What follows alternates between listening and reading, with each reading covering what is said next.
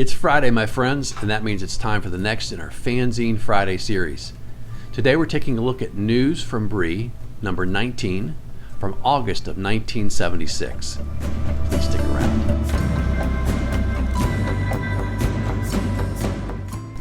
I'm AZ Mountaineer, and this is our channel, Old School Rules, where we celebrate the community of old school gamers and grognards who like classic RPGs, miniatures, magazines, and everything that comes with it. Each week on the Fanzine Friday series, we take a fanzine from my collection down to take a closer look. This week, that's News from Bree, number 19. Now, this fanzine is produced by Hartley Patterson from the UK, and this one was produced in August of 1976. We hope you enjoy today's video. Okay, so on today's Fanzine Friday, we're taking a look at News from Bree, number 19. This is from August of 1976. News from Bree comes to us from the United Kingdom. It is done by a gentleman named Hartley Patterson. And this is a particularly good issue. He finally gets a bunch of contributions from other people, lots of letters, lots of fun things to talk about. So let's take a look. Here's the cover. Stephen Lines did art in the other fanzines we looked at, 17 and 18, but here he is with actually has the cover art and some rocks. I don't know who these riders are, if they're elves or humans or whatever, but they're sort of flying around in a circle around this fantastical city. Here's the intro. His comments are fairly brief this time. He does say he thinks he's doing a good job of making this a good fanzine. He also mentions that most of the contributions seem to be D&D related, and so he's sort of wondering out loud whether or not this just needs to become a D&D focused fanzine. As is always the case, he has these numbered sections which he doesn't always even put in order. He's got some review of science fiction and fantasy related fanzines, some gaming fanzines. We'll talk about those in just a moment. He has a review of a Stellar Conquest sci-fi game, of Citadel, which is a Fantasy Games Unlimited product. He mentions the new Eldritch Wizardry supplement that TSR has released. Brings us the new class, the Druid, subclass of the Cleric. It has some new monsters, demons, all the type 1, type 2 demons. It has artifacts that you could put in there, artifacts and relics. He says it's, sort of take it or leave it. He doesn't think there's anything necessary in there. There's also a review of Tunnels and Trolls, some discussion of diplomacy, and some other types of games. And then quite a bit, as I mentioned, of Dungeons and Dragons. The other thing I wanted to mention was just some of the letters that come in. There's a lot of discussion, pages of discussion that came from input from the various readers who wrote in. They're still talking about oil and napalm and different ways of throwing that into your dungeon. There's some discussion about a spell point system in place of the sort of advanced-based Dungeons and Dragons magic user system. It's sort of a constant theme, I think, among a lot of players. Magic users are quite weak, right, at early levels. And so players who like magic users just keep trying to do things to help them have more spells at early levels, which, of course, Gygax did it that way, on purpose.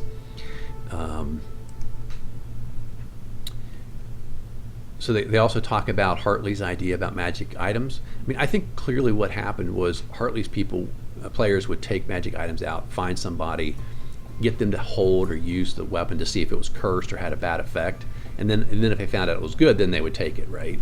And so he says basically he just doesn't allow that in his campaign. Like when you pick up the wand, you pick up the sword, if it's cursed, if it's got a negative effect, it's going to affect you.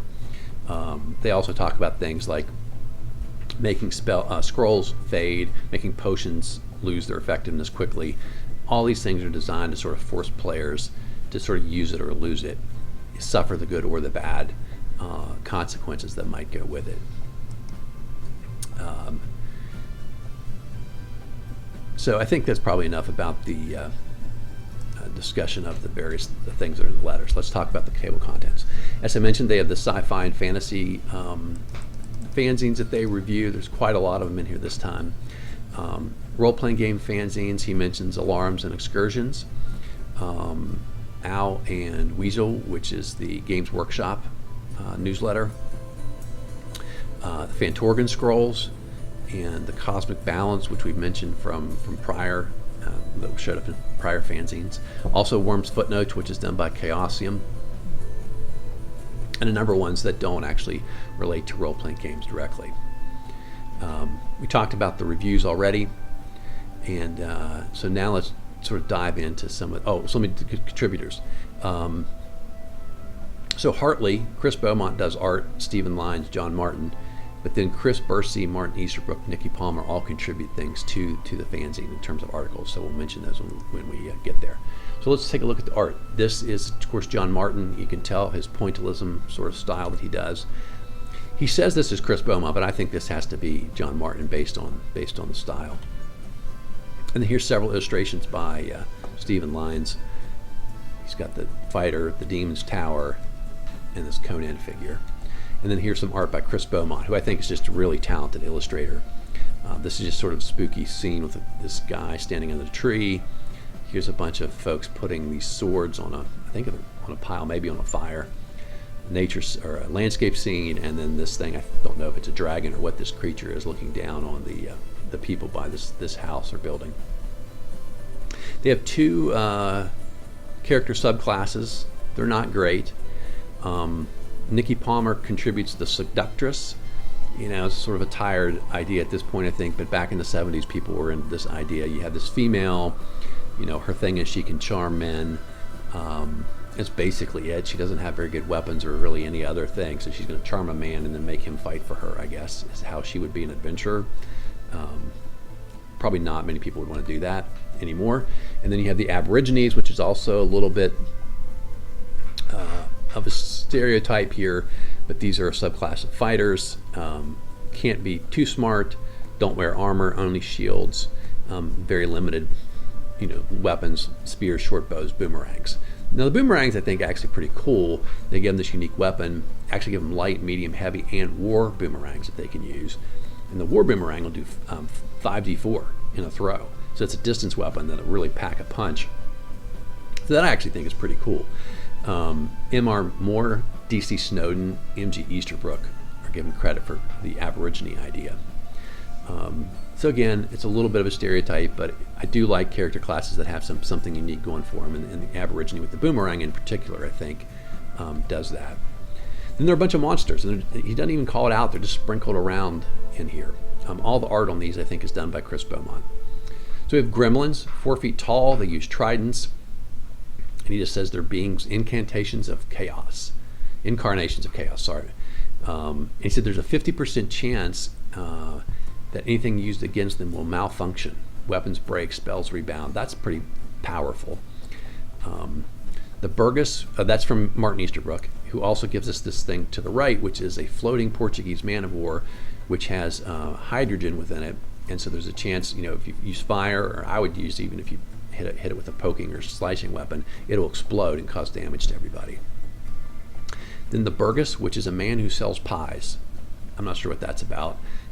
He says the pies are irresistible to carnivorous monsters, and so you would, in his campaign, you would meet this guy, you'd buy his pies, you'd go in the dungeon. If you're in trouble, you throw the pie, the creature goes after the pie, and you can run away. The Warthog, which is just a giant hog, but if it hits you, you get covered in warts, which will damage your charisma. That's Martin Easterbrook again. Pocket are minions, which are little 6 inches to 1 foot tall creatures. They swarm you, try to pull you down. They only do 1 point of damage in the bite, and of course, if there's much danger, that just says they just run away. That's Hartley's idea. I think he said he got it from somewhere else. The Calchona, which is a white shaggy dog, and says just always hungry. He doesn't attack the party, just follows you around constantly trying to beg food, or he steal your food. The Ice Phantom, which is a blue insubstantial figure, uses a death ray attack. Only magical weapons can hit it.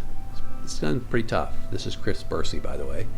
The first hit slows you by half, all attacks, all movement by half. The second hit freezes you solid. So that's pretty deadly. Chris has a couple other ideas. The Jim Kirk, it's a little gonzo, it's from Star Trek. Uses a phaser gun, can stun you, will not kill humans, and it may attempt to beam up on any given round. And the Were-Rabbit from Monty Python, And then Hartley has another one, the stone throwing chest, which this one I really like. It's a chest, right? And if any magic items used or any spell is cast in the room, then the chest basically like ejects 5 little sling stones. I would have them obviously hit the person who used whatever it was. I'd probably make him, he doesn't give any stats, I'd probably make it like 2 hit dice. Roll as if it were 2 hit dice monster to see if it hits the person who used the magic item. Then they've got this game in here called Rollerball, which would be an encounter you could put into a dungeon. It's a pie. There's like 8 slices on the top, 8 slices on the bottom. You put the party on the bottom at the outside, and then mirror images of them on the top. The dungeon master controls them. Then a ball will come out of the center circle, and the goal is to try to put the ball back in the middle. And so the rules, how many spaces you can move, how you can pass the ball to another character. If you get next to another character, then you can attack, and then the person obviously is defeated, then they're out of the game. And I don't know, this is crazy to me. And the reward if you win this game, he suggests, would be magic arrows, a spear, armor, shield, or an extra special shield. Those all seem okay, right? Or, and he's got you remember the books that would level you up a level instantly? He suggests those and give you a stat bonus. Like that's one of his suggested items you would get for winning this. The Silver Horn of Valhalla, Cloak of Protection, or a bunch of character scrolls. Oh, and it looks like the Andrew Fletcher, I guess I missed him earlier, was the one who contributed that. And then they got a discussion about alignment, and you can't see it here, but they've got good and evil, chaos and law, and then they try to place different gods on there, right? So like Odin's all the way over here on the lawful side. Other people are going to be all the way over, like Cthulhu is all the way over on the chaotic side, and then also good and evil. And they try to place people. Some people are in the middle. They got Jesus on here, Karl Marx for some reason, Quetzalcoatl, Lucifer, Set, Anubis, Crom from the Conan series. They got all these different folks on here, and they're just trying to locate them. And the purpose, they say, is don't care what your character's alignment is. We care how your character behaves and who they're associated with, right? And so if you're Odin, who's super lawful, and your character's out there doing chaotic things, and then you try to petition your deity for some type of help, he said you should penalize them. Whereas if you really are doing great job of role playing, very lawful behavior in your lawful party, then maybe you get some kind of a bonus. Okay, that's it for News from Bree number 19. It seems like Hartley's really hit his stride. He's got a lot of circulation, or enough circulation now. He's getting a very active amount of input, new articles from people, lots of letters from people, and so I'm really looking forward to looking at some more of these articles with you guys in the future. Hope you're enjoying the series. If you're not already, please feel free to subscribe, and if you think you know someone who would like this content, please send them our way. I'm trying to get as many subscribers as I can here by the end of the year. Until next time, my friends, keep rolling 20s.